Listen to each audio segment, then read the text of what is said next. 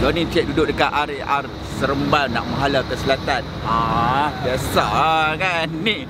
Kami nak pergi Paroi, tapi apa pun saya bersama dengan ni Atras Kedah Lembah Kelang. Dengar kata 20 biji nak main, nak homeboy, nak pergi stadium Paroi, abang-abang. Jangan sekali kau rasa salah bermain muda hanya kerana kau rebah. Harap ni dijangka berapa biji buah kereta yang akan ikut konvoi kita ke Paroi.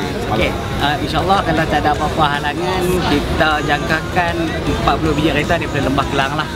Sekarang ni yang ikut konvoi kita ada dalam 30 biji, campur lepas 2 biji lah. Biasanya kita berkumpul di Shah Alam lah. Lalunya kita update dalam fanpage kita, Atras Kedah Lembah Kelang 09 lah. Maknanya kita update di situ. Boleh pergi dekat Facebook page Atras Kedah Lembah Kelang. Lembah Kelang. Kat situ hampa like, hampa tengok aktiviti depa, kat mana depa jumpa, hampa pergi ikut sekali, jadi hampa masuk sekali dengan geng-geng depa. Ya, betul. Betul. Betul. Tak ada iuran tahunan. Tak ada iuran. Tak ada iuran tahunan. Semangat wajah, kami kan tetap bersama dimanapun kau berada. Maruahmu dan ku bela. Biarpun jatuh, biarpun rebah, semangat kami tak berubah. Biarpun ribut, badai menyambut. Yang bestnya dia orang Kedah. Tapi dia follow konvoi Atras Kedah ni. Orang mana? Selangor. Pas Selangor weh. Selalu ikut Atras Kedah. Ya, dari awal tahun ni tu. Ya. Memang kalau orang Kedah kata pasal apa? Dia punya crowd, orang kata belajar dia. Memang orang kata seronok. Seronok Memang seronok lah. Selalu main tengok Kedah. Dia mesti main tengok kan. Main ikut husband kan. Yang bestnya dia bukan orang Kedah tau.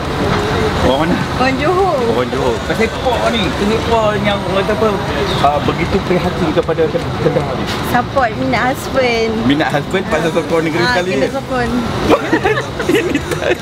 Ni ini dia sebagainya. Saya nak bagi tahu kat hangpa semua ni, ini dia kami pakai jersey yang Generasi Mak Bunga. Generasi Mak Bunga tahu otak ni alamak. Legasi Mak Bunga. Legasi. Apa orang kata apa? Legasi DAB Datuk Mak Basri. Yes. Biar jasa jadi Kenangan. yes. Biarpun jatuh, biarpun rebah, semangat kami tak berubah. Biarpun ribut, badai Malam ni harapan Kedah menang. 3-1. 3-1. Amboi. Siapa yang skor? Skor ni Bang. Bang mana? Belum masuk maghrib lagi. Bukan. Korea punya, Korea. Bang pemain Korea. Lepas tu Laridon. Lepas tu apa ni Batrul Watiak. Nak tanya pada apa semua, harapan Kedah malam ni? 3-0. Lepas 3. Yakin. Betul main.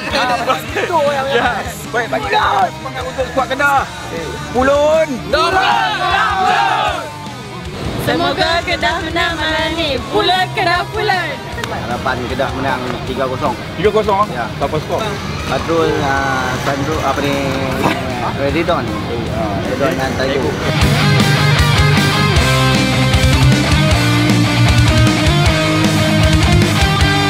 Azri, orang kuat yang sentiasa menyokong skuad Kedah walaupun jatuh terbangun. Pasukan kita. Pasukan kita.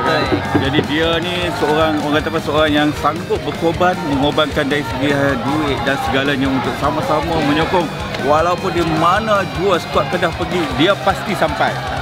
Hang terang sikit ke malah terang? Okey lah.